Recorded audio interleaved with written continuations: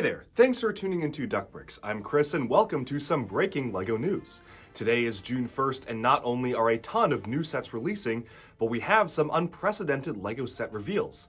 From new LEGO Star Wars sets, to some newly revealed LEGO Monkie Kid late summer sets, and even a brand new Disney-themed direct-to-consumer set, there is a ton of stuff to get through, so let's get started right now. Let's kick things off with a brand new LEGO Marvel Infinity Saga set, which will be released on October 1st, 2021. This is the Sanctuary 2 Endgame battle for $40 US. It is a smaller scale model of Thanos' famous Sanctuary ship, which was featured in several of the Avengers and Guardians of the Galaxy movies, as well as at the end of Thor Ragnarok, and includes Thanos in minifigure form. This is actually a different minifigure scale Thanos than we've gotten before. Previously, we got a more comic-styled variant for the Mechs, but this time, we're actually getting an Avengers-styled variant with his full armor on, which is pretty cool to see. We also get the brand new Captain Marvel, who was featured in Avengers Endgame, although if I'm gonna be honest, this is a pretty simple figure with just the plain blue legs, and it would have been nice to get something a little more special for that, especially because this does appear to be a little bit more of a display-oriented set.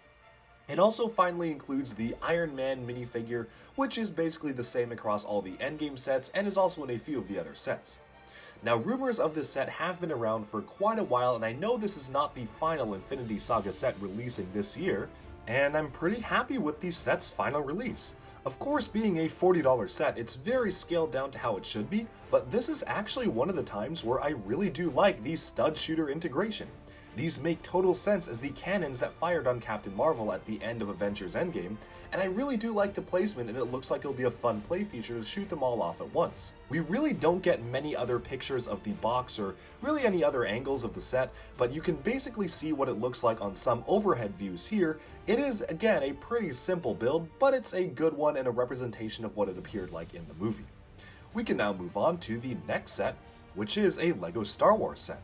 Set number 75296, this is the Darth Vader Meditation Chamber for $70. You can pre-order it today to ship from August 1st, 2021, much like many of the other LEGO Star Wars set releases for the summer, most of which we haven't even seen yet. So this is another one of those 18 plus display style sets. $70 for this 663 pieces is alright, but honestly, not really sure if this is really worth paying, especially what you get here, which is a pretty small display piece. I think if you look at the set in context with some of the other 18 plus LEGO Star Wars sets, from the helmets to the droids, which are most likely around $50 to $60, I probably would have felt a lot happier paying somewhere around that price range for this set, and I can't help but wonder if this was actually supposed to be a Comic-Con exclusive that they just decided to release just normally, because it does have a pretty unique and special feel to it, and it really does actually feel like the Bespin Duel, which was another Comic-Con set that was released last year. Pretty nicely detailed, it's just the price where I feel like is a little bit high for me. That being said, it's still an excellent display model, and it's the best representation of the chamber itself today. Moving on to another major LEGO set, we have set number 43197, the Ice Castle, for $200 from Disney Princess's Frozen. This is basically the first D2C to heavily feature mini dolls, which is very interesting to me. What also kind of shocked me about this is the age range. This is not an 18 plus set as many people predicted it would be. Instead, it's just a 14 plus set. Although LEGO.com actually calls it an 8 plus set, so I'm not sure which is right. And that comes with some pros and cons. The cons are that the build is simply just not going to be as technically advanced as many of the other 18 plus sets because it's not meant to be that. The pros, however, mean that it is accessible for a lot more people, and they didn't go too overboard with the price. It's a relatively accessible set for what you get. Immediately I can spot a lot of really interesting brand new LEGO piece molds, including what looks to be a brand new system for transparent quarter cones, which is really interesting, almost like a truncated cone there, very similar to one of the pieces featured in some of the oldest LEGO system styled space sets, but just a little bit taller. We also seem to get a lot of transparent blue recolors here, and some of the returns of even some Nexo Knights pieces used for the crystalline shapings up at the front there, which is pretty cool to see. Now, I do know a lot of people were hoping that this would be made up of minifigures, and I myself was hoping that as well. That being said, we have already gotten minifigs of Elsa, Anna, and the rest, especially in the Disney CMFs, so it's alright to get these as mini dolls, although it is a little bit disappointing having a D2C just purely feature mini dolls. I probably would have really preferred to see minifigures, especially because these variants could have looked really interesting and given us some really cool cape pieces, but it's still nice to get as the mini doll characters. I especially like the different colors and prints of the brand new capes. What's really cool about this set though is that it does have a full interior, featuring a massive spiral staircase. You can see a full chandelier up at the top there, a full-on throne, even some Easter eggs for other LEGO stuff, and even going all the way up to the top, there's a lot of areas like a bed and a balcony where you can really pose the mini dolls around. All in all, this is a set that I've been wanting for quite a while, especially LEGO doing a large-scale set of it, and while I do wish that it kind of pushed the 18+ boundary to make it a little bit more of an interesting and complex build, this is still pretty decent for what it is, and it's definitely the best representation of the castle to date. Moving on to the last standalone reveal, we have another set to be pre-ordered today. It will ship from October 1st, 2021. This is the classic TV series Batman cowl for $60, much like the other Batman cowl as well. This, I think, is honestly a little bit better than the previous Batman cowl and really looks like the one that was worn in the original 1966 TV show. It's a great compliment to the original Batman cowl that released earlier this year without feeling too repetitive because of course the build is completely new. I'm sure they'll look great next to each other and I'm really looking forward to getting this set. Finally, moving on, we have a set of reveals for LEGO Jurassic World. Now, we did hear about these a while back, and we know that there are no new dinosaur molds. Presumably, the mold budget was eaten up by some other theme. I'm guessing maybe LEGO Video stole some of that mold budget, or maybe even Harry Potter. But what we have here are a ton of really interesting new sets featured around existing dinosaur molds. My favorite of which is the cheapest set.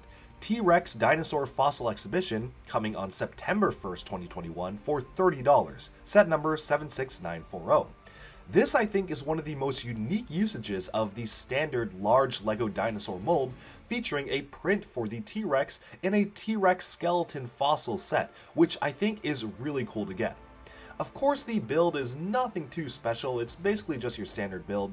It is really nice to get this at such a small price point, and it also includes a recolor of the very cute baby Triceratops mold introduced just last year. I spy some recolors of the Chima Construction Claws in tan, which are going to be really useful for mocks, and all in all, I really do like this set, especially because it's something that's completely unique and definitely far removed from just the standard wave of vehicles over and over again that we keep getting for other Jurassic World sets. This is definitely my favorite set of the line. It might even be one of my favorite sets out of all the Jurassic World stuff. Moving on, we have the Stitchamala Dinosaur Escape. Apologies if I pronounced that wrong. For $40, this is a 4+ set, also coming on September 1st. Now this I both like and dislike, almost because this is basically the first set to include the classic Jurassic Park Jeep, but it's a 4+ Juniors build, so you're not really getting anything special. It's so ironic seeing that set appear in these colors for the first time, not as a standard LEGO set, and I really do wish that at some point LEGO will actually make a full-on regular styled set for that, because I have been really wanting a standard Jurassic Park Jeep for a while.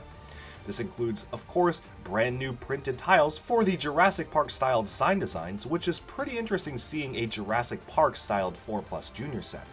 It does include 2 brand new recolors of dinosaurs. Of course, you got an olive green recolor of the titular dinosaur in the set, but you also get a brand new teal recolor of the baby Ankylosaurus, which again was also introduced just last year.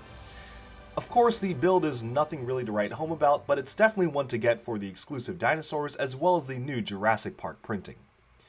Moving on, we have a $50 set, Carnotaurus Dinosaur Chase, set number 76941, releasing on September 1st, 2021. This again introduces another recolor of the Carnotaurus, which was introduced all the way back when Jurassic World Fallen Kingdom first came out, and includes a pretty interesting 6-wheeled vehicle that actually looks fairly decent to me, although the helicopter included in the set is really basic and nothing we haven't seen before.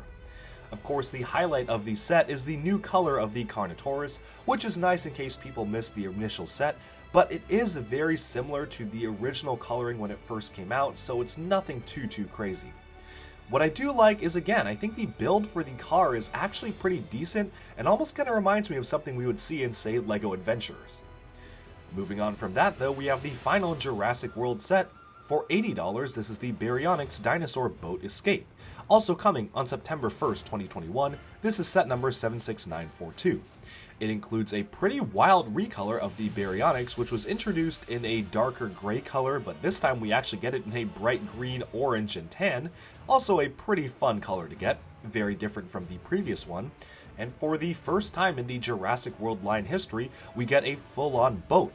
Of course, it's not a very interesting looking boat. It's basically just a Lego City boat with a claw in the back to hold the dinosaur, but it is nice to get some variety in the Jurassic World theme, which again, has mostly been dominated by just different variations of wheeled vehicles.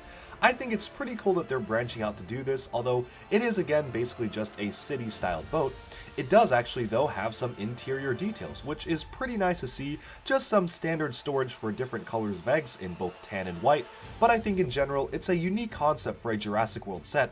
I just can't help but wonder, if you're doing a boat as a set, wouldn't it make more sense to include, say, the Mosasaurus as the main dinosaur? Oh well, one can dream. And lastly, the final officially revealed set is the LEGO Harry Potter Advent Calendar, set number 76390, coming on September 1st, 2021 for $40.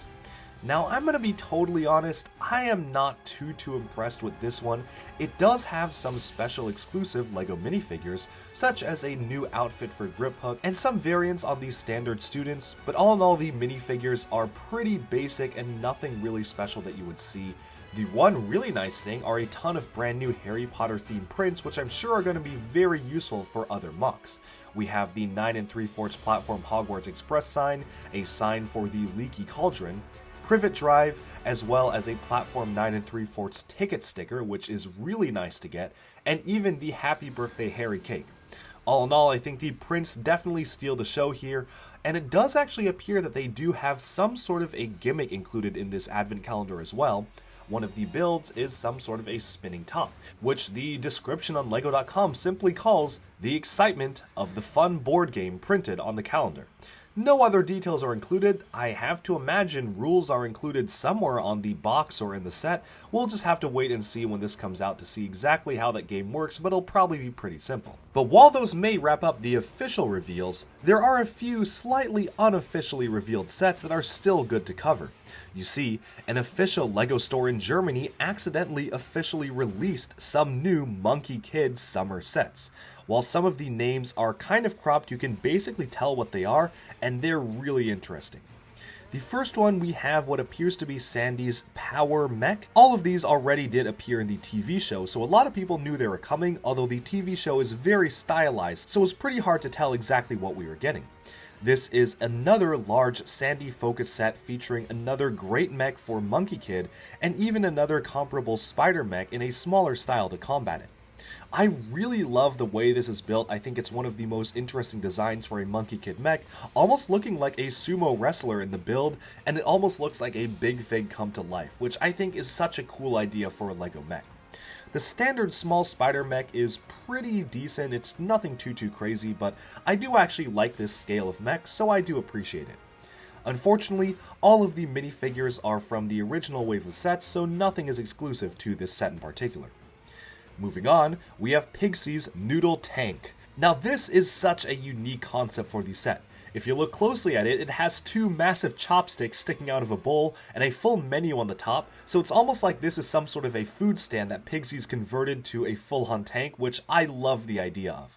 It includes a ton of brand new minifigs as well.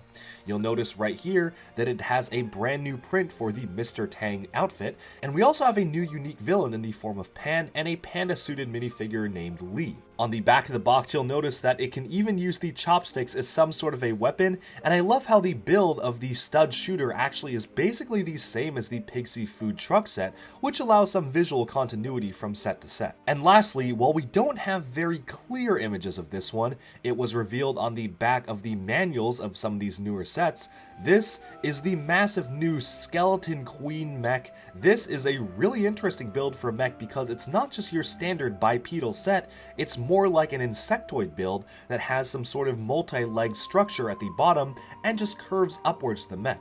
I'm very curious to see just how much articulation is included in this set. It does look like it's one of the most unique LEGO Monkie Kid mech vehicles that we've really gotten throughout the entire theme, and it includes some fantastic fabric elements on the back of the set as almost like a banner or cape.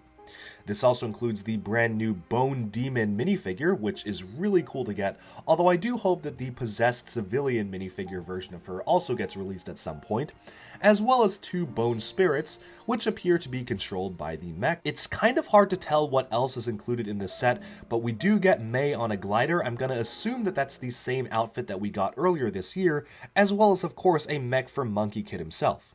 Now again, not really sure if these are the only minifigs included in the set because we do just have this one image on the back of the manual, but this is shaping up to be one of my favorite Monkie Kid sets of the year, and as always, the villain sets do not disappoint. Alright, and with that, we have summed up all of the brand new LEGO set reveals releasing at different points throughout the summer, some as early as July and some as late as October. Let me know down in the comments below what do you think of these brand new sets, and thank you as usual for tuning into Duckbricks. Stay tuned for even more LEGO news, reviews, discussion, and analyses coming your way very soon. Thanks and bye bye for now.